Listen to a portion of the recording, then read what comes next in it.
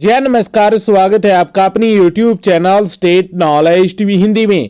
जी हाँ, हरियाणा की मौजूदा सरकार बीजेपी सरकार की तरफ से कुछ बड़ी अपडेट आई है आप सभी के लिए आज 17 अगस्त को। इसके साथ साथ बता दें कि हरियाणा में आचार संहिता लग चुकी है। हरियाणा की मौजूदा सरकार कोई बड़ी घोषणा तो नहीं कर सकती, लेकिन जो वादे हैं वो किए जा सकते हैं कि यदि हमारी दोबारा सरकार आती है तो हम ये काम करेंगे। इसी प्रकार के जो वादे हैं वो अन्य पार्टियों की तरफ से भी किए जाएंगे और जो डिपार्टमेंटों की तरफ से काम है, विभागों की तरफ से काम है, वो चलता रहेगा। तो आज 5 बड़ी अपडेट आई है आप सभी के लिए। आगे भी आप हरियाणा की हर खबर जानना चाहते हैं तो स्टेट नॉलेज टीवी हिंदी को सब्सक्राइब जरूर कर लीजिएगा। जी हाँ, सबसे पहली और बड़ी अपडेट आई है आप सभी के लिए। आज आचार संहिता के दौरान हरियाणा में कैबिनेट की बैठक हुई है। आज शनिवार को हरियाणा की राजधानी चंडीगढ़ में सीएम नायब सिंह सैनी की अध्यक्षता में कैबिनेट की बैठक हुई है और यह पहली और बड़ी अपडेट आई है आप सभी के लिए। इस बैठक में मंत्रिमंडल द्वारा कई अहम फैसले लिए गए हैं, लेकिन वो सीधे लागू नहीं होंगे क्योंकि हरियाणा में आचार संहिता लागू हो गई है कल से। इस बैठक के बाद सीएम ने मीडिया से बातचीत की और कहा कि आचार संहिता लगने के बाद इसकी रिपोर्ट चुनाव आयोग को भेजी जाएगी। इसके बाद उनके निर्देशों के अनुसार ही इन सभी फैसलों को लागू किया जाएगा। यानी हरियाणा सरकार कोई भी फैसला करती है तो उसकी रिपोर्ट सबसे पहले चुनाव आयोग को जाएगी। यदि चुनाव आयोग से मंजूरी मिलती है तो इन फैसलों को लागू कर दिया जाएगा। सीएम सैनी का कहना है कि उच्चतर शिक्षा विभाग के गेस्ट लेक्चरर और इंजीनियरिंग और पॉलिटेक्निक की सैलरी में लाभ देने की रिपोर्ट चुनाव आयोग को भेजी गई है। इसके साथ विभाग के कर्मचारियों को भी शामिल किया गया है। राज्य में चल रहे सट्टेबाजी को रोकने के लिए कानून बनाने का भी फैसला लिया गया है। इसके अलावा भी बैठक में कई फैसले लिए गए हैं आज 17 अगस्त को, जिसकी रिपोर्ट चुनाव आयोग को भेजी गई है। आज की कैबिनेट की बैठक में मानसून स्तर बुलाने पर चर्चा नहीं हो पाई है। कैबिनेट बैठक के बाद पत्रकारों को संबोधित करते हुए सीएम नायब सैनी ने कहा कि हम विधानसभा चुनाव को लेकर पूरी तरह से तैयार हैं। हम तीसरी बार राज्य में अपनी सरकार बना रहे हैं। विपक्ष पर निशाना साधते हुए कहा कि वह हमारी न करके अपने कामों के बारे में जनता को बताए। आज बैठक में अनुसूचित और आरक्षण देने वाली रिपोर्ट को, जाति को आरक्षण देने वाली रिपोर्ट को भी मंत्रिमंडल से सामने रखी गई थी। इस फैसले की रिपोर्ट भी चुनाव आयोग को भेज दी गई है। उनके दिशा निर्देश पर आगे काम होगा। राज्य में अभी आचार संहिता लागू है, यानी कैबिनेट में जो भी प्रस्ताव रखे गए हैं, एजेंडे रखे गए हैं, वो सभी पहले दिशा निर्देश के लिए चुनाव आयोग के पास भेजे गए हैं। वहां से दिशा निर्देश लागू होने के बाद जो पब्लिश है वो कर दिए जाएंगे। तो ये पहली और बड़ी अपडेट आई थी आप सभी के लिए। हरियाणा सरकार कोई भी आर्थिक सहायता किसी भी प्रकार की नहीं दे सकती है। किसी भी प्रकार से कोई भी लोभाने वादे हैं वो नहीं किए जा सकते और न ही उनको पूरा किया जा सकता है। यानी प्रेजेंट में न कोई योजना चलाई जा सकती है, लेकिन जो चल रही हैं वो चलती रहेंगी। तो ये पहली और बड़ी अपडेट आई थी आप सभी के लिए। जी हाँ, दूसरी बड़ी अपडेट आई है आप सभी के लिए। हरियाणा में आदर्श आचार संहिता लागू है। आदर्श चुनाव आचार संहिता लगने से प्रदेश के 1,20,000 कच्चे कर्मचारियों को लग सकता है जॉब सिक्योरिटी मिलने का झटका। मुख्यमंत्री नायब सिंह सैनी सरकार ने फैसला करने में बहुत देरी कर दी है। 14 अगस्त को अध्यादेश जारी हो पाया था। हरियाणा के मुख्यमंत्री नायब सिंह सैनी की अध्यक्षता में मंत्रिमंडल की बैठक में सरकार के विभागों, बोर्डों, निगमों और संस्थानों में लगे 5 साल से ज्यादा समय वाले 1,20,000 अस्थायी कर्मचारियों को जॉब सिक्योरिटी देने का आदेश मंजूर हुआ था। इसकी अधिसूचना 14 अगस्त 2024 को जारी हुई थी। अगले दिन 15 अगस्त की छुट्टी थी और 16 अगस्त शाम को आदर्श चुनाव आचार संहिता लागू हो गई। इस वजह से अब 1,20,000 कर्मचारियों को जॉब सिक्योरिटी मिलना मुश्किल हो गया है। इसके दो कारण हैं। पहला कारण है कि अध्यादेश को कैसे लागू किया जाना था, उसके निर्देश जारी होने थे, ये अभी जारी नहीं हुए हैं और अब अगर जारी करने होंगे तो पहले भारतीय निर्वाचन आयोग यानी चुनाव आयोग से अनुमति लेनी होगी। इतनी जल्दी यह अनुमति मिलना मुश्किल होता है। दूसरा कारण है कि आदर्श चुनाव आचार संहिता लागू होने के बाद सामान्य तौर पर संबंधित अफसर इस तरह के आदेश जारी नहीं करते हैं। 2014 में तत्कालीन मुख्यमंत्री भूपेंद्र सिंह हुड्डा की सरकार ने जून 2014 में रेगुलराइजेशन पॉलिसी जारी कर दी थी ताकि समय रहते संबंधित अफसर संबंधित पात्र कर्मचारियों को रेगुलर करने का आदेश पारित कर सके। इसके बावजूद कुछ विभागों में अधिकारियों ने आदर्श चुनाव आचार संहिता लागू होने की तिथि तक भी आदेश जारी नहीं किए थे, जिस कारण काफी संख्या में अस्थायी कर्मचारी रेगुलर होने से रह गए थे। आज तक वे अस्थायी ही चल रहे हैं। मुख्यमंत्री नायब सिंह सैनी सरकार ने जॉब सिक्योरिटी देने का जो अध्यादेश जारी किया भी है वो 14 अगस्त को जारी हुआ है। तो ये अब मुश्किल लग रहा है। यदि सरकार फिर से रिपीट होती है, दोबारा से हरियाणा में बीजेपी आती है तो ये सेफ हो जाएगा, और यदि दोबारा से सरकार बदलती है, कोई अन्य पार्टी की सरकार आती है तो ये समस्या खड़ी कर सकता है इन कच्चे कर्मचारियों को स्थायी होने में। तो ये बड़ी अपडेट थी आप सभी के लिए, दूसरी बड़ी खबर थी, आप सभी के लिए बड़ा झटका लग सकता है। चुनाव आयोग से यदि परमिशन मिल जाती है और अधिकारी ये आदेश है वो लागू कर देते हैं तो आप सभी के लिए अच्छी अपडेट जल्द आ सकती है, और ये चुनाव आयोग से परमिशन मिलना बहुत ही मुश्किल है। तो ये दूसरी बड़ी खबर आई थी आप सभी के लिए। वहीं तीसरी बड़ी अपडेट आई है आप सभी के लगातार ये सवाल भी हैं कि हरियाणा में आदर्श आचार संहिता शुरू हो गई है, लागू हो गई है। आचार संहिता के दौरान कौन से काम हैं वो रुक जाते हैं और कौन से काम हैं वो चालू रहते हैं। तो जवाब जान लीजिए, आदर्श आचार संहिता की वजह से इन कामों पर रोक लग सकती है। चुनाव कार्यों से जुड़े किसी भी अधिकारी को किसी भी नेता या मंत्री से उसकी निजी यात्रा या आवास में मिलने की मनाही होती है। ऐसा करने पर उनके खिलाफ कार्रवाई हो सकती है चुनाव आयोग की तरफ से। सरकारी खर्चे पर किसी नेता के आवास पर इफ्तार पार्टी या अन्य पार्टी का आयोजन नहीं कराया जा सकता। अपने खर्च पर वो ये कार्यक्रम कर सकते हैं। सत्ताधारी पार्टी के लिए सरकारी पैसे से सरकार के काम का प्रचार या प्रसार करने के लिए विज्ञापन चलाने पर भी रोक होती है। जिस योजना को हरी झंडी मिली है लेकिन जमीनी स्तर पर काम शुरू नहीं हुआ है तो आचार संहिता लागू होने के बाद उस योजना पर काम स्टार्ट नहीं किया जा सकता। विधायक, सांसद या विधान परिषद के सदस्य आदर्श आचार संहिता लागू होने के बाद लोकल एरिया डेवलपमेंट फंड से नई राशि जारी नहीं कर सकते हैं। आदर्श आचार संहिता लगने के बाद पेंशन फॉर्म जमा नहीं हो सकते और नए राशन कार्ड भी नहीं बनाए जा सकते। हथियार रखने के लिए भी नया आर्म्स लाइसेंस नहीं बनेगा। बीपीएल के पीले कार्ड नहीं बनाए जाएंगे। कोई भी नया सरकारी काम शुरू नहीं होगा।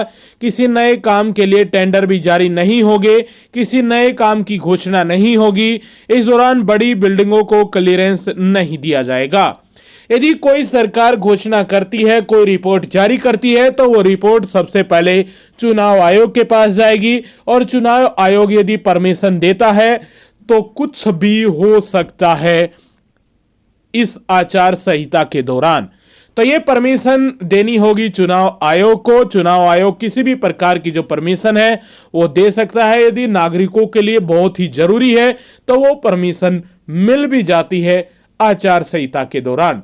लेकिन कुछ खास बड़े बड़े जो घोषणाएं हैं वो नहीं होती है और न ही चुनाव आयोग इस प्रकार की परमिशन है वो देता है, क्योंकि विपक्षी पार्टियां भी जोर करेंगी कि चुनाव आयोग पक्ष कर रहा है मौजूदा सत्ताधारी पार्टी का। तो ये अमूमन परमिशन नहीं दी जाती है चुनाव आयोग की तरफ से किसी भी घोषणा को धरातल पर उतारने के लिए चुनाव आदर्श आचार संहिता के दौरान। तो बड़े बड़े काम है वो रुक जाएंगे, लेकिन तहसीलों के काम है वो चलते रहेंगे। रजिस्ट्रियां संबंधित जो काम जिस पर एक नागरिक से ज्यादा कोई इफेक्ट नहीं पड़ रहा है यदि आप अपना काम कहीं विभाग में करवाते हैं तो वो काम चलता रहेगा आपका। सरकार कोई बड़ा काम नहीं कर सकती, कोई वित्तीय सहायता आप लोगों तक नहीं पहुंचा सकती। जो भी वित्तीय सहायता पहुंचाई जा चुकी है वो आदर्श आचार संहिता से पहले ही लागू हो चुकी जो वित्तीय सहायता है वही पहुंचेंगी आप तक। तो ये तीसरी बड़ी खबर आई थी आप सभी के लिए।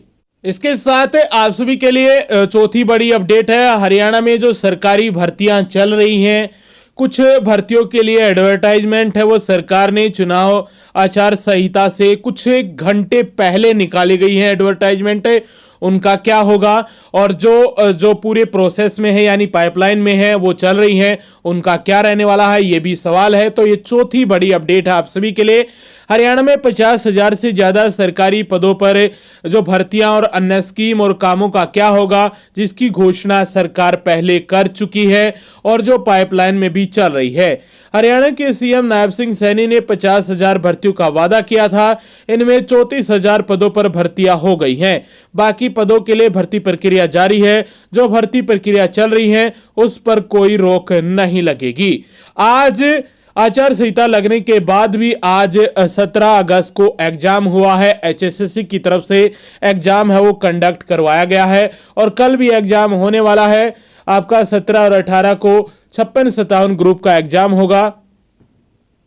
तो भर्ती प्रक्रिया चलती रहेंगी, जो पाइपलाइन में है उस पर कोई रोक नहीं लगेगी।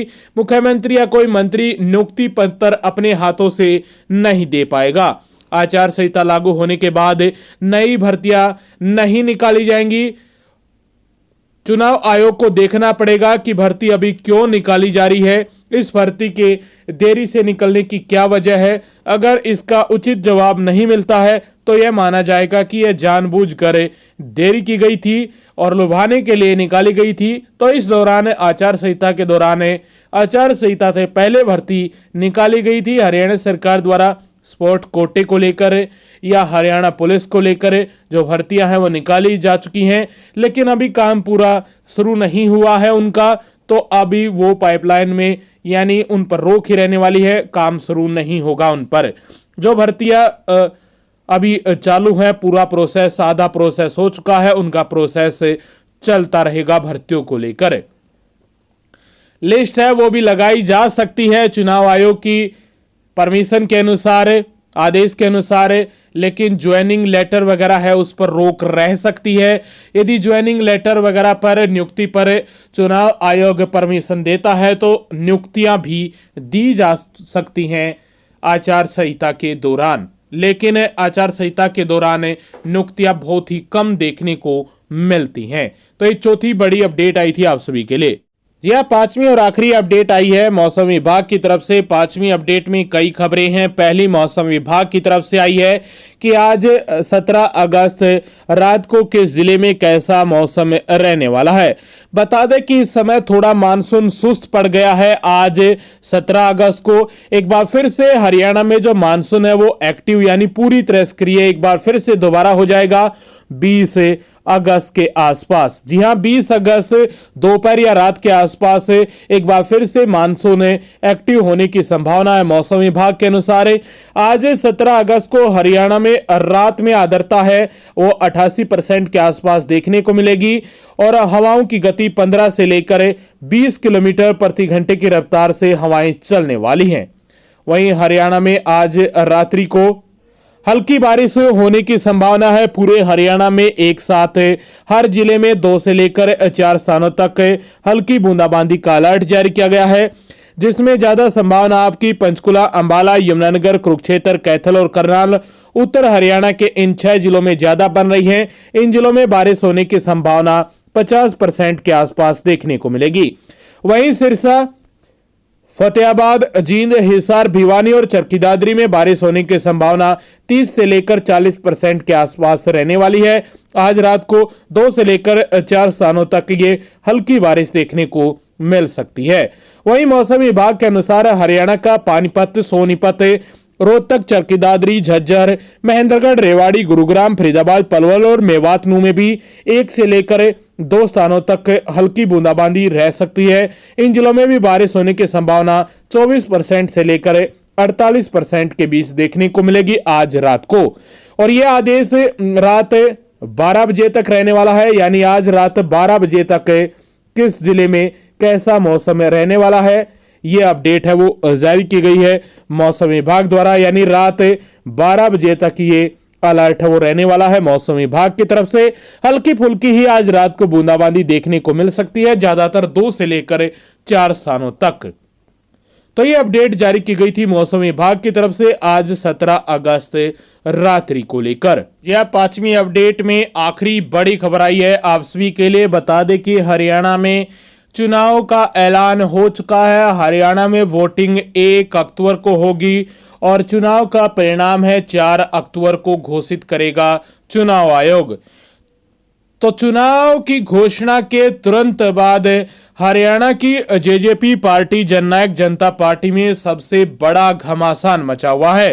पूर्व श्रम मंत्री अनूप धानक के इस्तीफे के बाद शनिवार को शाहबाद से विधायक रामकरण काला, गुला चीका से विधायक ईश्वर सिंह और टोहाना से विधायक देवेंद्र बबली ने पार्टी से इस्तीफा दे दिया है। डॉक्टर अजय सिंह चौटाला को लिखे लेटर में विधायक ईश्वर सिंह और रामकरण काला ने इस्तीफे के पीछे निजी कारण लिखे हैं। वहीं देवेंद्र बबली ने कहा कि 5 साल पहले जब वह कांग्रेस में थे तो परिस्थितियां अलग थी, तब जनता और साथ चलने वाले लोगों की राय पर वह जजपा में शामिल हुए थे। अब 5 साल बाद परिस्थितियां बदल चुकी हैं, इसलिए वे इस्तीफा दे रहे हैं। इनके साथ ही और कमेटी आगे का फैसला करेगी। विधायक व मंत्री के रूप में वे टोहाना और हरियाणा को आगे बढ़ाया है, लेकिन अब परिस्थितियां बदल चुकी हैं और वो जेजेपी पार्टी से अपने जितने भी पद जेजेपी पार्टी की तरफ से मिले हैं उन सभी से इस्तीफा लेते हैं। तो ये बड़ी अपडेट आई थी। सबसे बड़ा घमासान है वो जेजेपी पार्टी में मचा हुआ है। जेजेपी पार्टी के पास बहुत कम विधायक हैं, वो बचे हुए हैं, वो भी घर घर के जो विधायक हैं वही बचे हुए हैं जेजेपी पार्टी के पास। आने वाले दिनों में और भी इस्तीफे हैं जिनकी चर्चाएं हैं वो चल रही हैं। कुछ जेजेपी पार्टी में विधायक पहले ही बागी हो चुके थे। तो ये बड़ी अपडेट आई थी आप सभी के लिए। चुनाव का बिगुल बज चुका है। इस पार्टी की सरकार 4 अक्टूबर को हरियाणा में बनने वाली है। कौन से हलके से किसकी जीत हो सकती है, किसकी पार्टी की जीत हो सकती है, जो भी सर्वे होगा वो आपके सामने रखा जाएगा, आपकी राय पूछी जाएगी। तो आप इस वीडियो में भी कमेंट जरूर कीजिएगा कि आपके क्षेत्र में किस पार्टी का जो दबदबा है या आप किस पार्टी को वोट देना चाहते हैं और क्यों देना चाहते हैं, ये भी कमेंट बॉक्स में जरूर लिखिएगा। आगे भी आप हरियाणा की हर खबर जानना चाहते हैं, हरियाणा की किसी भी पार्टी की तरफ से कोई भी अपडेट आती है या मौजूदा हरियाणा सरकार की तरफ से कोई अपडेट आती है, तो उसकी जानकारी सबसे पहले जानने के लिए स्टेट नॉलेज टीवी हिंदी को सब्सक्राइब जरूर कर लीजिएगा।